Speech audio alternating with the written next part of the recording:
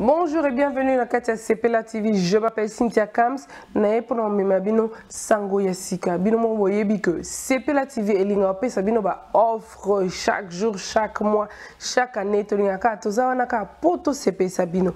Alors désormais Sepela TV est comme une 70 livres pour le décodeur avec un mois d'abonnement offert. Donc bon on a toujours sepe sabino ka ça. Et aussi, bana ba jeune, bata âge nanga, so bolinga ba parents na bino bo sombela bango décodeur à Sepela TV. Bo pesa bango pour ça nostalgie ya mboka. Oka on ba kenda te ou ba kenda kala avec Sepela TV et pesa bango courage ba zonga mboka ba talama mboka. Comment mboka est développé. Pendant son ba décodeur à Sepela TV, c'est vraiment Alléluia, gloire au Seigneur. Bien-aimés dans le Seigneur, partout vous nous suivez encore une fois de plus ce soir. Nous vous disons donc shalom, shalom dans vos maisons, shalom de là où vous êtes connectés ce soir. Je suis donc l'apôtre William Tifakamus. Le Seigneur nous a fait encore une fois de plus grâce ce soir de pouvoir partager de la part de Dieu. Alléluia. Appelez donc un ami, appelez donc un frère. Lui que c'est notre temps apostolique time où nous partageons la parole de Dieu. C'est là où nous trouvons notre base, comment prier moyennant la parole que nous avons écoutée selon ce que le Saint-Esprit nous a donné. Alors ce soir, j'ai un autre thème que je voulais partager avec vous, les enfants du Seigneur. Mais j'aimerais quand même commencer par rappeler d'abord ce que le Seigneur nous avait mis comme un fardeau la semaine passée. La semaine passée, le Seigneur nous avait donné un fardeau qui était dans le livre de Ruth, au chapitre 1er.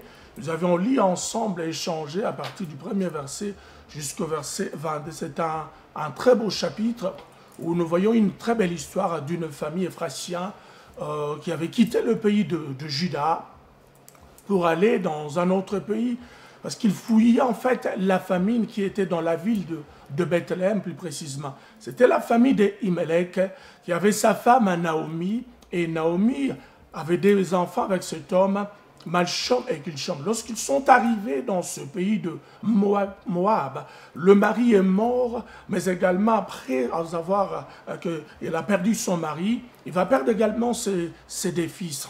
C'est à ce moment-là que la femme va prendre conscience pour rentrer dans son pays qui était le Juda, plus précisément dans sa ville natale de Bethléem.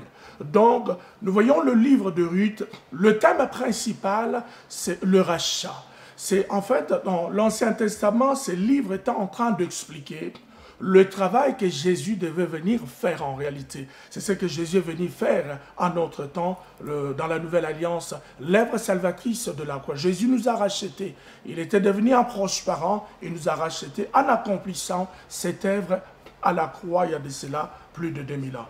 Et nous avons appris beaucoup de choses en méditant sur le livre de Ruth. Nous avons compris que Emelech, le mari de Naomi, c'était le genre de personne. Lorsque la situation est arrivée dans le pays de Juda, à cause de leur déclinaison, ils auraient dit peut-être se repentir, demander pardon à Dieu, rester dans la même ville pour avoir l'accès au pain. Mais ils n'ont pas fait cela. Par précipitation, ils vont fuir pour aller maintenant dans le pays de Moab, le pays qui était interdit donc par Dieu. Lorsqu'ils arrivent là-bas, un malheur s'abat sur eux. Le monsieur mère, c'est des enfants. Nous avons compris pourquoi l'Éternel avait interdit donc aux enfants d'Israël d'aller dans le pays de Moab. Alors, le pays de Moab, nous l'avons compris, représente le monde d'aujourd'hui, représente le système qui nous entoure, représente tout ce que nous sommes en train de voir aujourd'hui en dehors de la parole de Dieu, en dehors du Seigneur. C'était ça donc le pays de Moab. Et nous avons vu que lorsqu'ils sont arrivés dans ce pays, ces deux fils avaient pris des femmes, de jeunes femmes moabites, Orpa et Ruth. Et dans la vie d'Orpa et de Ruth, nous avons appris deux choses. Comme étant dans la vie de Ruth, c'était une personne qui représentait quelque sorte, une personne qui quitte le monde, une personne qui abandonne le système qui nous entoure, ce système du péché, qui abandonne l'idolâtrie, qui abandonne tout ce qui n'honore pas Dieu, tout ce qui n'est pas conforme à la parole de Dieu pour suivre Dieu. C'est-à-dire la personne qui décide. Ce n'est pas une personne irrésolue, c'est une personne qui a décidé de suivre Dieu. Vous allez remarquer en lisant le Ruth, chapitre 1er, il dit « Ton Dieu sera mon Dieu, là où tu mourras, je mourrai, j'y serai également enterré. » C'est-à-dire qu'il avait pris la décision. La qualité d'une personne qui abandonne le système du monde, qui abandonne le péché, qui prend la décision de suivre Jésus, fait une déclaration du salut, de suivre Jésus comme Seigneur et Sauveur. Et nous avons également appris dans la vie d'Orpa quelque chose de très important, c'est-à-dire c'est la personne où nous voyons, ce sont des genres de personnes qui quittent en fait le monde, qui abandonnent le système qui nous entoure, qui n'honore pas Dieu, mais en commençant à faire le chemin en suivant Christ dans cette nouvelle voie, et subitement, je ne sais pas par quelle magie ou par quel enchantement, c'est comme si quelque chose l'avait piqué, il va complètement, cette personne, abandonner cette voie pour retourner dans le pays de Moab. Et nous avons dit à la fin que le Seigneur haït et déteste le péché, mais il aime le pécheur. C'est un Dieu de seconde chance. Et à la fin, nous avons prié donc pour encourager une Ruth, une personne qui a abandonné le monde, qui est en train de suivre Jésus. Mais il est en train de voir des situations assez compliquées, peut-être par rapport à la promesse de la parole de Dieu. Nous l'avons encouragé de tenir bon. Ce n'est pas facile, c'est toujours dur, mais continuez, la récompense est grande. Mais également, nous avons aussi encouragé Orpa, celui qui avait déjà fait le choix de suivre cette bonne voie, mais elle a abandonné subitement, elle est retournée en arrière, que notre Dieu, c'était un Dieu d'amour. Là, la colère, mais riche tellement en bonté. Un Dieu de seconde chance. Nous avons prié ensemble pour encourager également cette personne de s'élever, de se repentir, de retourner dans le droit chemin, la bonne voie. Alléluia. Bon, je voulais continuer dans ce sens-là, dans le deuxième chapitre, mais le Seigneur m'a donné autre chose ce soir. Comme vous pouvez remarquer, le thème de ce soir, il est tiré du livre que je vais lire maintenant. C'est dans le livre de 1 Samuel, au chapitre 30, le verset 1er, je lis donc le verset 1er jusqu'au verset 8, et puis je sauterai pour aller au verset 19. Je lis la parole au nom du Seigneur. Lorsque David arriva le 3e jour à Tiscalag avec ses gens, les Amalécites avaient fait une invasion dans le Midi et à Tiscalag. Ils avaient détruit et brûlé Tiscalag. Après avoir fait prisonnier les femmes et tout ce qui s'y trouvait, petits et grands, ils n'avaient tué personne, mais ils avaient tout emmené et s'était remis en route. David et ses gens arrivèrent à la ville, et voici, elle était brûlée. Leurs femmes, leurs fils et leurs filles étaient amenés captifs. Le verset 4. Alors David et le peuple qui est avec lui, ils levèrent la voix et pleurèrent jusqu'à ce qu'il n'ait plus de force pour pleurer. Alléluia. Le verset 5. Les 2 femmes de David avaient été amenées, Achioam de Gisraël et Abigail de Carmel, femme de Nabal. Le verset 6. David fit dans une grande angoisse, car le peuple parlait de le lapider parce qu'ils avaient tous l'amertume dans l'âme, chacun à cause de ses fils et de ses filles. Mais David reprit courage et s'appuya sur l'Éternel, son Dieu. Le verset 7. Il dit au sacrificateur Abiatar, fils d'Achimelech, « Apporte-moi donc le phobe. » Abiatar apporta le phobe à David. Le verset 8. Et David consulta l'Éternel en disant, « Poursuivrai-je cette troupe? L'atteindrai-je? » L'Éternel lui répondit, « Poursuis, car tu atteindras et tu le délivreras. » Nous allons au verset 19, nous nous arrêtons là. Il ne leur manqua personne, ni petit, ni grand, ni fils, ni fille, ni aucune de choses du butin, ni rien de ce qu'on leur avait enlevé. David ramena tout. C'est ça que nous avons tiré notre thème, David ramena tout. Bien aimé, nous parlons de David. David, lui qui était un jeune berger qui gardait le troupeau familial, il était responsable de l'élevage familial. C'est-à-dire, la plupart du temps, lorsque ses grands frères étaient à la maison, ou peut-être quand il arrivait qu'il puisse aller au combat contre le Philistin, David, lui, ne faisait que garder les brebis en veillant sur eux dans la savane, en leur donnant de la bonne nourriture. Et quelquefois apporter de la nourriture à ses frères qui étaient au fond. David était un Bethlémite, Il a passé toute sa jeunesse dans la ville de Bethléem que nous avons partagée la semaine passée. C'était la même ville où la famille d'Elimelech, Naomi, Melchom et Kijom habitaient. Bethléem qui signifie maison du pain et de louange. Vous allez comprendre que Naomi et toute sa famille avaient fui parce qu'ils n'avaient pas. Ils n'avaient pas du pain. Vous comprenez? Mais maintenant, David, lui qui est aussi un Bethlémite, il pouvait dire, j'ai été jeune, j'ai vieilli, je n'ai point vu un juste abandonné, ni sa postérité mendiant le pain. C'est-à-dire, l'homme selon le cœur avait compris, si il arrive que tu puisses manquer le pain, c'est parce que tu as commis quelque chose que l'Éternel Dieu n'était pas content. Voilà pourquoi Dieu l'appelait l'homme selon mon cœur, parce qu'il savait se repentir, il savait comment ouvrir son cœur, le répandre devant Dieu avec la sincérité, sans se justifier. Alléluia. Il était le fils cadet de son père, Isaïe. Il est élevé, donc le brebis, je disais. Il était aussi gratifié de dons musicaux. Il chantait tellement bien, il jouait tellement bien la harpe. Et c'est ce qui l'a amené, qui l'a conduit même au palais royal chez Saoul. Lorsque Saoul, ce dernier qui était rejeté par Dieu par rapport à sa désobéissance, ce n'est pas notre message, lui il jouait de la musique et il y avait la paix qui regagnait le cœur et l'esprit donc de Saoul. Alléluia. Mais nous remarquons ici, et c'était dans la ville de Tiscalag, lorsque la Bible nous parle dans 1 Samuel au chapitre 30. La Bible dit que lorsque David arriva, après 3 jours dans la ville de Tiscalag, Amen. La ville de Tiscalag ici, qu'est-ce que signifie d'abord Tiscalag?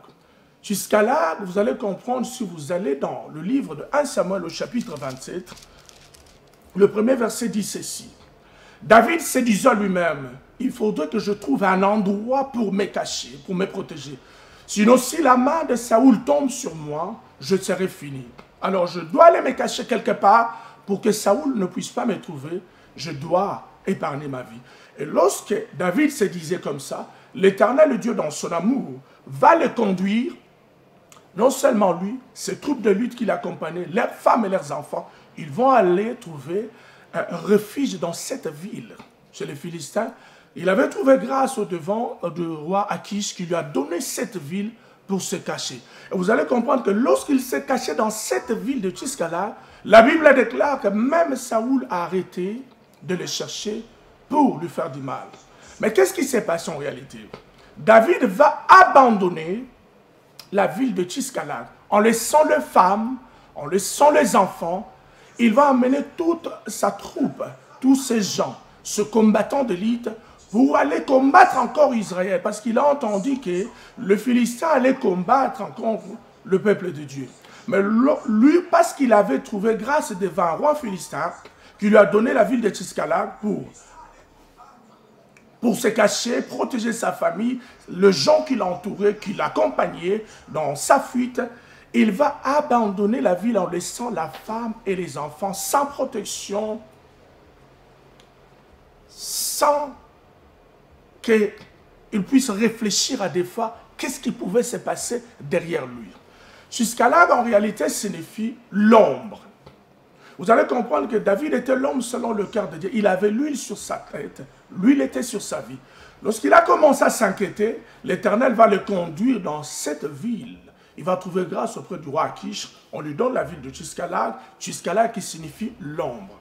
Or, lorsque nous lisons le psaume 91, 91 pour le Belge, la Bible déclare « Celui qui demeure sous l'abri du Très-Haut repose à l'ombre du Tout-Puissant ». En d'autres termes, la ville de Tiscalag pour David, sa famille et le troupe qui est avec lui représentent l'ombre du Seigneur, représentait la protection de Dieu. La ville de Tiscalag pour David représentait le lieu du repos, le lieu où Dieu gardait, le lieu où Dieu le protégeait. Mais qu'est-ce qui va se passer dans la vie de David? David va commettre une erreur grave. La Bible dit qu'il revint dans la ville de Tiscalag après 3 jours. Cela signifie que David a laissé les femmes et les enfants, le fils et les filles sans protection, ni un individu ou un homme fort pour le garder, pour le protéger. Il va aller là-bas. Lorsqu'il va aller là-bas, non, non, tu ne combattras pas pour nous. Tu appartiens à ce peuple, retourne. Et lorsqu'il retourne maintenant, il va trouver maintenant que Les Amalécites ont tout pillé la ville. Ils ont tout saccagé. Ils ont tout ramené. Les femmes, les enfants, le fils et les filles, non seulement se propres des femmes, mais les femmes de gens qui étaient avec David, les gens qui accompagnaient David. Ils arrivent dans cette ville-là. La Bible déclare ceci. Ils n'avaient pas tué les familles, les enfants, mais ils les ont emmenés en captivité. Lorsque David arrive dans cette ville-là, il remarque la femme, le femme de ses serviteurs, ses femmes à lui, leurs enfants, ils étaient tous partis entre les mains des Amalécites. Ils étaient donc partis en captivité. La Bible va souligner au verset 4 de 1 Samuel 30 que David ainsi que tous les hommes forts qui accompagnaient David, ils élevèrent la voix et commencèrent à pleurer. Alléluia. David va commencer à pleurer. Et pendant que David commençait à pleurer, il était accompagné également de ces gens. Je commençais à méditer la parole en lisant le 1 Samuel 34. Nous ne parlons pas de n'importe qui. Nous parlons de David, bien-aimé. Nous parlons ici d'un champion. Nous parlons ici d'un conquérant. Nous parlons ici d'un vaillant. Nous parlons ici d'un guerrier. Celui qui a combattu l'ours, il a vaincu. Celui qui a combattu le lion, il a vaincu. Celui-là qui a coupé la tête de Goliath, il a vaincu Goliath. Nous ne parlons pas de n'importe qui, mais nous parlons d'un homme qui a un palmarès bien rempli dans le combat. Mais lorsqu'il arrive, il trouve que la femme, ses enfants sont partis. Les femmes de ses serviteurs sont partis. David va commencer maintenant à pleurer, jusqu'à manquer de force, bien-aimé. David ici représente qui? David ici représente vous et moi. David représente un frère. David représente moi. David représente une personne qui a trouvé grâce auprès de Dieu. David représente une personne qui a compris comment est-ce que Dieu marche. Il est venu auprès de ce Dieu-là. Il a trouvé refuge. Il a trouvé faveur auprès de Dieu. Alléluia. David ici dans la ville de Tchiskalag représente une personne qui est dans la présence de Dieu. Une personne qui est dans la position d'une sentinelle. Une personne qui est dans la présence de Dieu. Une personne qui est dans la présence d'un intercesseur. En train de prier matin, midi, soir pour sa maison. En train de prier matin, midi, soir dans la présence de Dieu pour protéger sa famille. Pour protéger les choses auxquelles Dieu lui a donné. Pour protéger les choses ou les gens auxquels Dieu lui a donné la responsabilité. Alléluia. Mais il s'est fait qu'en ce cas ici, David avait fait une erreur de jugement en laissant la ville sans protection. C'est-à-dire, c'est l'image d'une personne, lorsqu'elle commence à croître, elle va faire un mauvais jugement par manque de réflexion, par manque de discernement, sans recevoir l'instruction de la part de Dieu. Elle va abandonner maintenant le lieu du repos, le lieu de la protection, parce que celui qui repose sous l'ombre du Très-Haut repose à l'ombre du Seigneur. Sous la protection de Dieu, nous l'avons, cette protection, lorsque nous sommes à ses pieds, lorsque nous sommes dans la position de prière, lorsque nous sommes à l'écoute de sa parole, lorsque nous sommes en train de mettre cette parole en obéissance, en pratique, nous sommes sous l'ombre du Seigneur, nous sommes dans le repos, nous sommes sous sa protection. Mais David va maintenant s'écarter de cette ombre-là, sortir de Tchiskalag qui est l'image de l'ombre, de la protection de Dieu pour aller ailleurs. C'est l'image d'une personne qui sort de la présence de Dieu, qui abandonne la présence de Dieu, qui abandonne la prière, qui néglige la prière, qui abandonne sa position d'intercesseur pour sa maison, qui abandonne sa position de sentinelle pour veillant sur sa famille, va maintenant commencer à devenir tiède en abandonnant la prière, s'écarter de la prière, c'est-à-dire cette personne-là va faire tomber toute la panoplie de la protection de Dieu. Alléluia. C'est ce que David a fait ici. Et lorsqu'il arrive, maintenant il va remarquer, elle va comprendre l'erreur, elle va comprendre la bêtise qu'elle avait commise, le Seigneur. Elle va commencer maintenant à prier, pardon, à pleurer. Et lorsqu'il va commencer à pleurer, les gens qui l'accompagnaient ont pleuré avec lui. Bien-aimé, David est l'homme selon le cœur de Dieu. Un champion, un vaillant héros. Moi, je me demande, pendant que j'étais en train de lire et de méditer l'histoire de David, je me suis demandé, est-ce qu'il y a-t-il quelqu'un dans la position d'un père, d'une sentinelle, d'un papa, d'un responsable, d'un leader, d'une communauté, d'une église, lorsqu'il y a un trouble, lorsqu'il y a un chaos, lorsqu'il y a un vide, lorsqu'il y a une situation qui est en train de troubler ta maison, poses-tu des fois la question, qu'est-ce que tu dois faire? Lorsque tes enfants sont en train de traverser des maladies assez bizarres et compliquées, toi dans la position du père, parce que nous parlons ici, David, dans la position d'un père. Vous savez, aujourd'hui, nous remarquons dans nos églises, nous sommes beaucoup plus dominés par les mamans, ce qui n'est pas une mauvaise chose. Mais en réalité, selon le plan de Dieu, la responsabilité de veiller sur une maison, la responsabilité de veiller sur une femme, la responsabilité de veiller sur les enfants, la responsabilité de la prière revient à l'homme, pas à une femme. Parce que Dieu, Jésus-Christ sur terre, il a accompli 3 ministères, comme prophète, comme roi, comme sacrificateur. Or, selon le plan originel de Dieu, Dieu aussi fait que nous, en tant que des hommes, nous puissions également occuper ces 3 positions-là sur terre, pour veiller sur nos familles, comme de sentinelles, comme de prophètes, en recevant de la part de Dieu, en le présentant dans nos familles, à nos femmes. Parce qu'on dit souvent qu'une femme sage, c'est celle qui bâtit sa maison. Mais elle ne peut pas bâtir sa maison si elle ne reçoit rien de la part de son mari. Et son mari ne peut pas donner à sa femme s'il ne reçoit rien auprès de Dieu comme étant un prophète qui quitte la présence de Dieu, qui vient se présenter devant sa famille. C'est pourquoi la Bible est en train de parler. Tu ne peux pas aller diriger l'église ou le genre si tu ne sais pas diriger ta propre maison. On ne parle pas d'une femme, on parle d'un homme. Alors, poses-tu des questions des fois lorsqu'une situation trouble ta vie, lorsqu'il y a des situations qui troublent ta vie, lorsqu'il y a des situations qui ne vont pas, comment fais-tu? Comment réagis-tu? David ici, il a remarqué ce qui s'est passé. Il a compris son erreur. Et au verset 4 de 1 Samuel 30, il dit, David va pleurer. Et pendant qu'ils étaient en train de pleurer accompagnés de ces gens commençaient à murmurer, on va dire, on va les lapider maintenant, parce que tout ce qui nous sommes en train de traverser maintenant, ce trouble, c'est à cause de lui. Je ne vis en aucun moment David se retourner contre ces gens. Il avait compris sa position de leader, sa position d'un père de famille, sa position d'un responsable d'une communauté, d'une église, que le rêve en réalité, c'est moi. Le Seigneur est en train de m'enseigner, il continue à m'enseigner.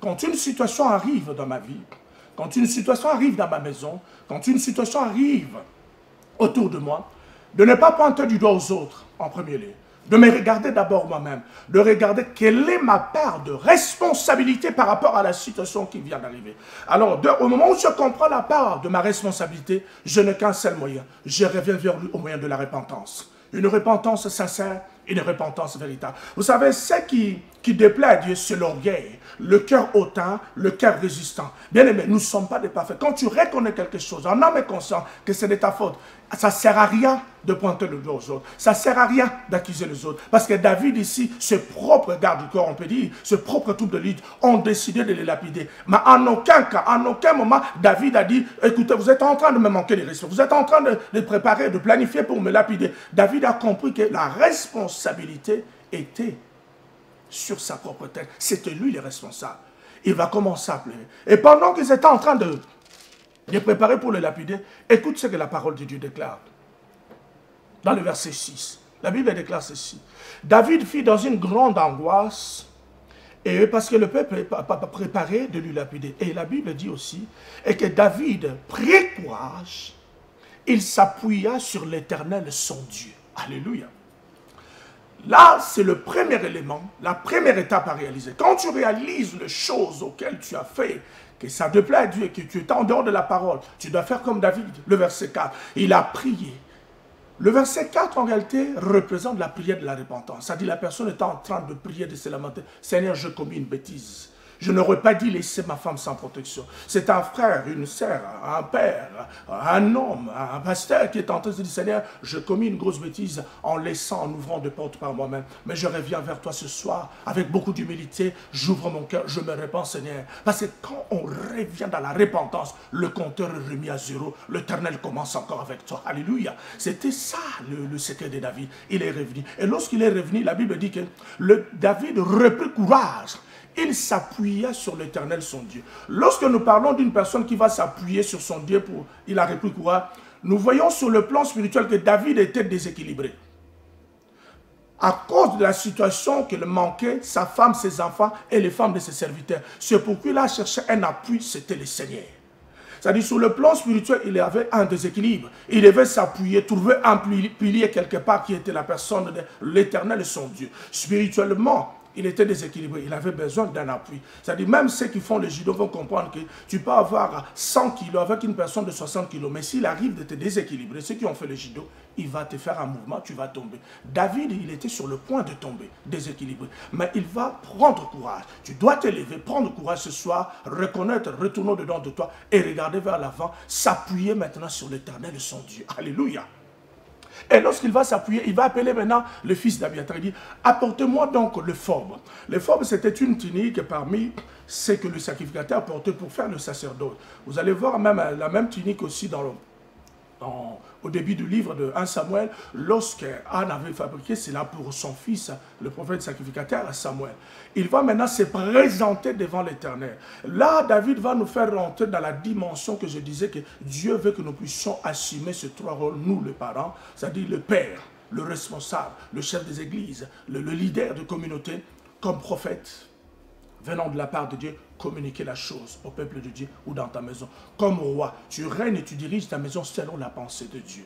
Comme sacrificateur, ceux qui vont donner les holocaustes, c'est-à-dire la prière, comme Job faisait, donnant de l'holocauste pour ses enfants. David va se présenter en tenue de l'euphorbe comme un sacrificateur. Or, la Bible nous dit, nous, le chrétien de la Nouvelle Alliance, l'Éternel, par Jésus-Christ, nous a fait un royaume de sacrificateurs selon l'ordre de Melchisédek. C'est-à-dire, on n'a plus besoin d'aller voir un individu. On n'a plus besoin d'aller demander la permission parce que le voile était déjà déchiré dans le temple. À partir du moment où tu m'entends, tu m'écoutes ce soir, s'il y avait un problème, si tu avais perdu une femme, tu avais perdu, parce qu'en réalité, la femme et les enfants représentent la chose la plus chère que l'Éternel Dieu t'avait donnée. Mais ce soir, tu te rends compte au moyen de ce partage que tu avais perdu ce chose. Il n'y a qu'un seul moyen, retourne vers Dieu au moyen de la repentance. Et Dieu est capable de faire revenir toutes ces choses en toi. Mais une condition, reconnais qui est responsable de cette situation. Ne pointe pas le dos aux autres, n'accuse pas les autres. Sois comme David. Nous parlons d'un homme, un champion, un guerrier. Mais lorsqu'il a vu que la femme et les enfants étaient partis, il a commencé à pleurer. Il a commencé à s'humilier. Un champion qui s'humilie, un champion qui pleurait pour sa maison. Après avoir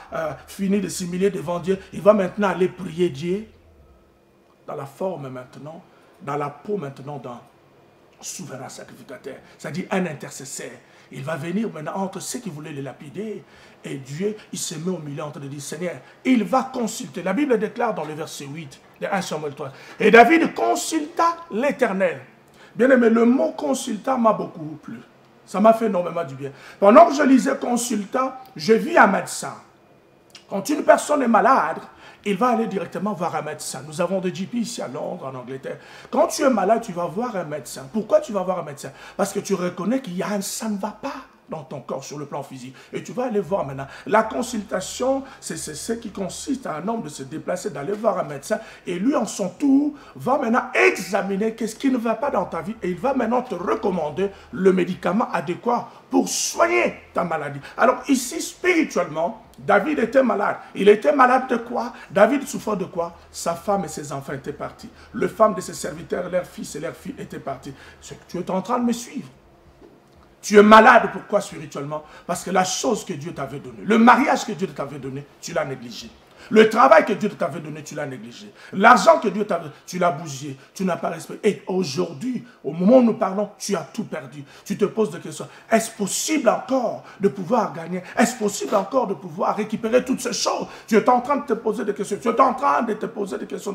Oh Seigneur, qu'est-ce que j'ai été négligent? Qu'est-ce que j'ai été maladroit? Qu'est-ce que je n'ai pas pu respecter la parole de Dieu? Je n'ai pas pu garder, je n'ai pas pu protéger ma maison à cause de mon irresponsabilité. Je dis laisser ma maison sans protection. J'abandonne la vie de prière, j'ai abandonné l'église, j'ai abandonné la prière, j'ai abandonné l'intercession, j'ai abandonné mon engagement. Regarde ce qui m'arrive aujourd'hui, j'ai tout perdu, de maladies non-stop dans ma vie, de situations qui ne changent pas, mon mariage qui ne marche pas, pendant que j'étais engagé à l'église, dans la prière, dans la crainte de Dieu, dans la parole, dans la soumission, aux pieds de Jésus, à l'ombre de Dieu, à ses pieds, à Tiskala, tout était bon, tout était protégé. Et le jour où j'ai commis l'erreur de tourner le dos, d'abandonner tout ça, regarde ce qui me passe, regarde ce qui se passe, j'ai tout perdu. Tu te poses cette question. C'est le cas de David. David consulta l'Éternel. Et lorsqu'il consulta l'Éternel, il va expliquer maintenant le symptôme de sa maladie. Et l'Éternel va l'examiner. La Bible déclare ceci. Il dit, Éternel, est-ce que je vais poursuivre ces gens qui ont tout volé de ce que toi tu m'avais donné à cause de ma propre erreur? Et la Bible répondit ceci.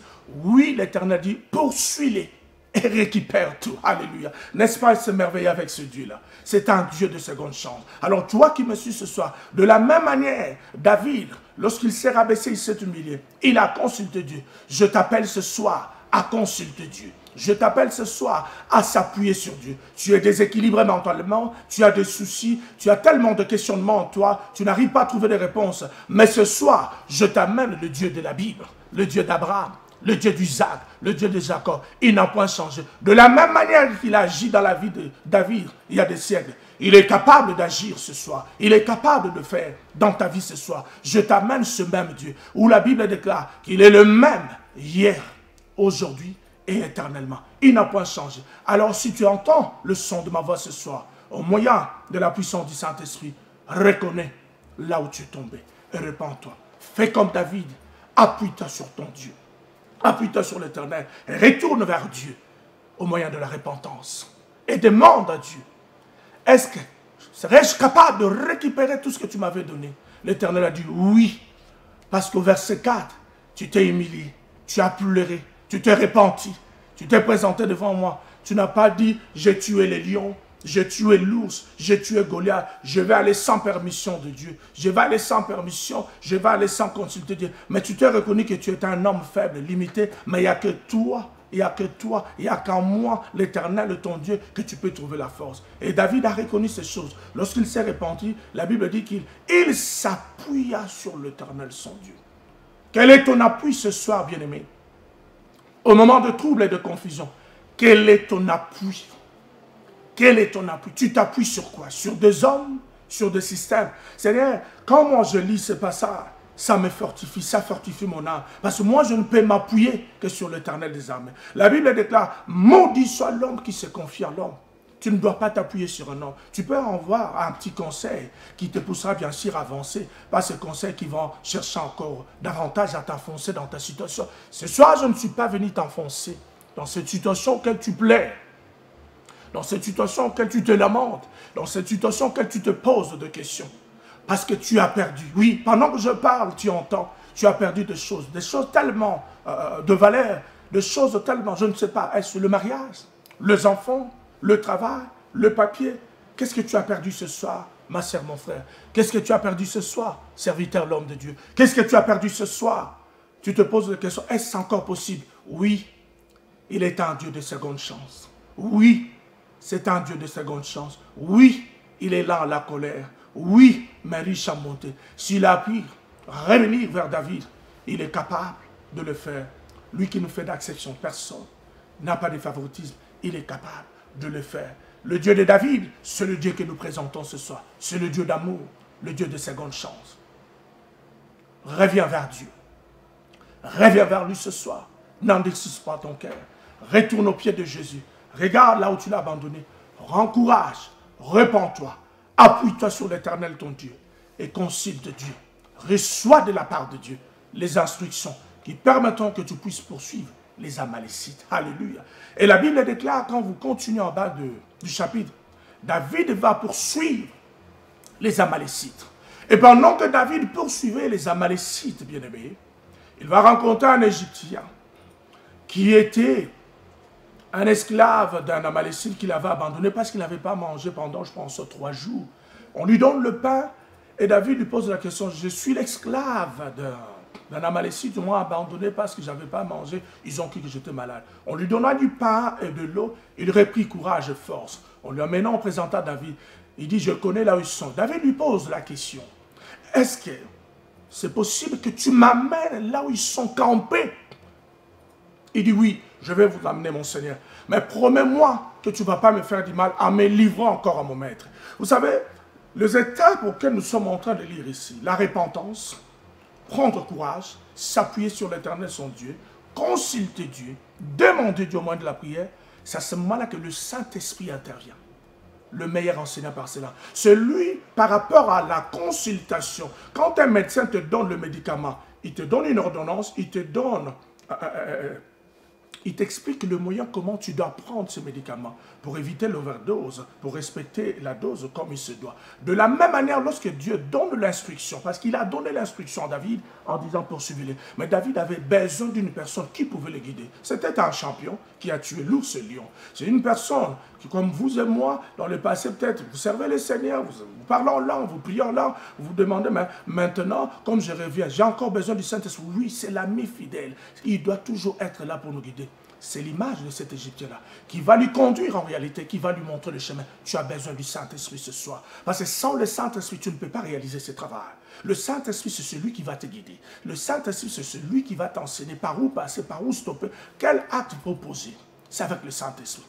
Et avant que David n'arrive là où il y avait les Amalécites, la Bible déclare, si vous lisez tout le chapitre, ils étaient en train de jubiler. Ils étaient en train de danser, ils étaient en train de sauter. Vous savez, l'ennemi n'entend qu'un petit faux pas de notre part. Il n'entend que nous puissions seulement baisser la garde, abandonner la prière de l'église pour nous attaquer. Et lorsqu'il nous attaque, il ne se limite pas là. Il commence à jubiler, il commence à chanter, il commence à danser. C'était le cas de David. Ils dansaient parce qu'ils avaient la femme, les femmes de David et leurs enfants, ainsi que les troupes de David. Pendant qu'ils étaient en train de danser, l'Éternel Dieu, qui avait donné l'instruction à David, poursuit-les et récupère tout. C'est-à-dire, David va les surprendre en train de danser, en train de jubiler. Alors ce soir, l'Éternel est venu dire à un frère, l'Éternel est venu dire à une sœur, à un papa surtout, à un homme de Dieu, à un frère, à un père de famille, il n'est pas encore trop tard. C'est celui qui est capable de te guider au moyen de son esprit pour que tu récupères ce que tu as produit. Si seulement tu comprends que la repentance est la clé pour revenir vers Dieu et prendre courage, l'élément numéro 2. L'élément numéro 3, s'appuyer sur l'Éternel son Dieu parce que tu étais déséquilibré et recevoir l'instruction du Saint-Esprit. Alors l'instruction que nous avons reçue du Saint-Esprit ce soir, la parole que nous avons reçue de Dieu ce soir, c'est pour dire oui, nous sommes venus s'associer avec toi dans la prière pour poursuivre tous les amalécites spirituels qui avaient volé tout ce qu'il y avait de bien que Dieu avait donné dans ta vie, que Dieu avait donné dans ta maison. À cause d'un faux pas, d'une erreur que tu avais abandonné la prière. Mais ce soir, je m'accorde avec toi. Prends courage, lève-toi dans la prière. Retourne auprès de ton Dieu. Appuie-toi sur l'Éternel. Lève-toi, reçois l'instruction. L'instruction, ce moyen de sa parole, va récupérer maintenant tout ce qui t'appartient. Lève ta main là où tu es. J'aimerais que tu pries avec moi ce soir. Dans le nom puissant de Jésus-Christ de Nazareth. Dans le nom puissant de Jésus-Christ de Nazareth. Dans le nom puissant de Jésus-Christ de Nazareth, le Dieu de la Bible, le Dieu d'Abraham, le Dieu d'Isaac, le Dieu de Jacob, le Dieu de mon alliance et le Dieu de mon appel. C'est toi qui m'as envoyé ce soir, le Dieu des apôtres. Je m'associe avec mon frère et ma sœur, celle qui est en train de pleurer dans sa maison, celui-là qui est en train de pleurer à cause de son erreur. Ce soir, nous revenons vers toi, au moyen de la repentance sincère. Nous nous appuyons sur toi, Yahweh Elohim. Nous prenons courage et nous recevons l'instruction de la parole de toi, Yahweh, par rapport à ta parole.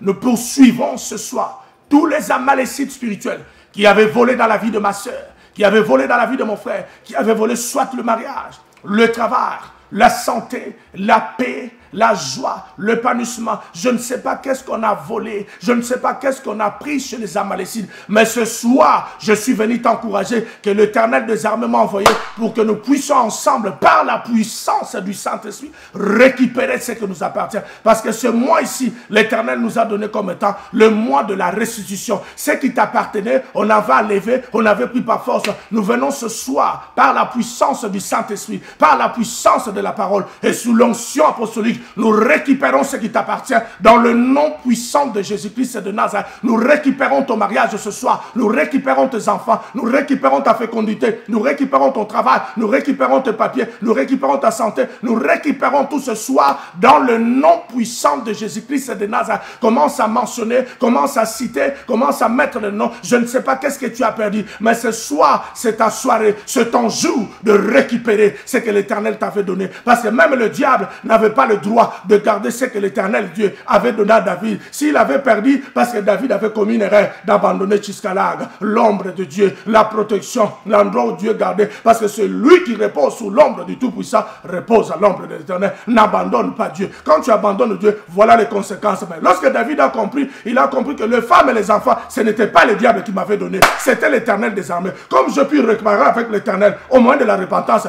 tu n'as plus le droit de garder mes affaires, tu n'as plus le droit de garder mon mariage, ni mes enfants, ni mes papiers, ni ma fécondité. Alors ce soir, par la puissance de la parole véritable, par la puissance du Saint-Esprit de Dieu, oh, sous l'onction apostolique, nous récupérons ce qui t'appartient, parce que tu as pu récupérer, tu as pu renouer, tu as pu renouer avec l'Éternel au moment de la repentance. Nous récupérons dans le nom puissant de Jésus. Nous récupérons ton mariage dans le nom puissant de Jésus. Nous récupérons les enfants. Nous récupérons la fécondité. Toi qui me regardes, toi qui avais commis des rêves, tu es en train de te poser quelque chose par rapport à la fécondité. Mais ce soir, mets le main sur le ventre parce que nous récupérons ta fécondité. Nous le récupérons ce soir parce qu'il est dit dans la parole, il n'y aura ni de femmes qui avortent, ni de femmes stériles. Reçois ta fécondité. Nous la récupérons ce soir dans le nom puissant de Jésus.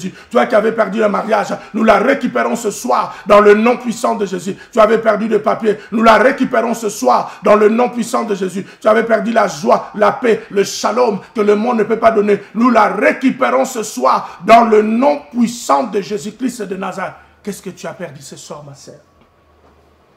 Qu'est-ce que tu as perdu ce soir, mon frère?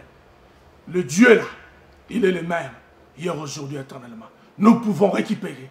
Nous pouvons tout récupérer. Parce que la Bible déclare que David ramenant tout. Alors ce soir, nous récupérons tout. Nous ramenons tout. Nous ne laisserons même pas une petite chose. Nous ramenons tout. Nous récupérons tout dans le nom puissant de Jésus. Le mois de la restitution, c'est le mois où nous récupérons ce qui nous appartenait. Bien-aimés, la restitution de ce qui nous appartenait, de ce qu'on a appris par force. Parce que peut-être nous avons commis une erreur. Nous récupérons ce soir dans le nom puissant de Jésus-Christ. Dans le nom puissant de Jésus. Bien-aimé, récupère ce soir dans le nom de Jésus. Récupère ce soir. Récupère ce soir. Récupère ce qui t'appartient. Récupère-les dans le nom de Jésus. Récupère-les dans le nom de Jésus. By fire, by force, in the name of Jesus, we take it back. In the name of Jesus Christ of the Nazareth. Nous récupérons dans le nom puissant de Jésus. David, champion, ramenant tout. Alléluia. Bien-aimé, David représente vous et moi. Nous ne sommes pas différents de David. Ne te lamente pas sur ton propre sort. Oh, c'est fini. Oh, ceci, c'est là. Je ne veux plus avancer. Non, non, non. C'est un Dieu de seconde chance. Vous qui m'avez suivi ce soir, si vous avez fait dans le passé quelque chose de mal comme David, je t'invite ce soir dans cette prière. Et vous qui avez eu la grâce de me suivre ce soir au moyen de cette chaîne de CPLA TV 121, tu n'as pas encore reçu Jésus comme Seigneur et Sauveur. C'est très important, bien-aimé. Tu ne peux pas les récupérer des choses auxquelles tu as perdu si tu n'as pas encore ce Jésus-là comme Seigneur dans ta vie. Lève ta main et mets la main sur le cœur. Je me prie avec toi. Suis-moi dans cette petite prière. Seigneur, je bénis ton nom. C'est une grâce et une faveur ce soir de pouvoir écouter ta parole, moyennant le canal que tu te choisis ce soir, ton instrument. Je viens auprès de toi avec beaucoup d'humilité, me répondre et te demander pardon. Par rapport à mon parcours, à mes choix, par rapport à mes erreurs du passé, je reconnais ma responsabilité. Je ne veux plus désormais pointer du doigt aux autres, je vais regarder ma part de responsabilité. Alors ce soir, je reconnais que c'est tout, c'est ma responsabilité. Je me réponds, je te demande pardon. Je demande à ce que ton sang me lave, me purifie. Et je t'invite, toi, Seigneur Jésus-Christ, de venir dans mon cœur. Je te reçois comme mon Seigneur et mon Sauveur. Que ton esprit me guide et me dirige, me conduise maintenant en étant responsable à rester toujours dans la ville de Chiskalag, c'est-à-dire dans la présence de Dieu. Et une bonne église, là où il y a une bonne parole véritable, qui vont nous permettre à quitter les ténèbres, le monde, le pays de Moab, le système actuel, pour être dans la présence de Dieu. Au nom de Jésus-Christ. Amen. Bien-aimés, si vous avez une église, ne restez plus à la maison, retournez à l'église. Très important. Vous devez croître. Alléluia. La mission apostolique que Dieu avait donnée aux apôtres, c'était basé sur la parole et la prière. Tu dois écouter la parole de Dieu pour croître. Et dans cette parole-là, cela permettra à ce que tu puisses être assis dans la parole et évoluer dans la vie chrétienne. Que le Seigneur donc vous bénisse partout où vous nous avez suivis ce soir. Si vous n'avez pas une église, je vous invite là-haut, là où Dieu nous a fait grâce, nous a élevés en qualité d'apôtres, en train d'enseigner la parole de Dieu. Nous sommes donc, l'adresse de l'église est sur le petit écran, 4550 Great Orange Street, Whitechapel. Et c'est E1 normalement, ce n'est pas E15. Notre papa a mis E15, notre ingénieur. C'est pas E15, c'est E1. E1 59P. Et mon numéro de téléphone est là. Appelez-moi si vous voulez qu'on puisse se partager, prier ensemble, vous indiquer l'adresse de l'église. Je pense que c'est que le Seigneur nous avait mis ce soir comme, pardon, hein? Donc nous vous bénissons, nous nous réunissons 2 fois par semaine. Tous les jeudis, nous avons notre réunion de prière, prions ensemble à partir de 19h30. Nous enseignons la parole de Dieu et nous prions en fonction de cette parole révélée. Et tous les dimanches, nous avons le service Shalom Service, où nous partageons également la parole de Dieu par la grâce du Seigneur. C'est de 15h30, de 13h30 pardon, à 15h30. Nous sommes donc à Whitechapel. Je vous invite donc, c'est une église apostolique où nous parlons de la part de Dieu. Nous efforçons de nous diminuer et d'élever la personne de Jésus. De partout où vous nous avez suivis, soyez bénis. Et nous nous reverrons sûrement, peut-être par grâce, la semaine prochaine. Même heure, même chaîne. C'était donc le vôtre, l'apôtre William. Shalom, shalom.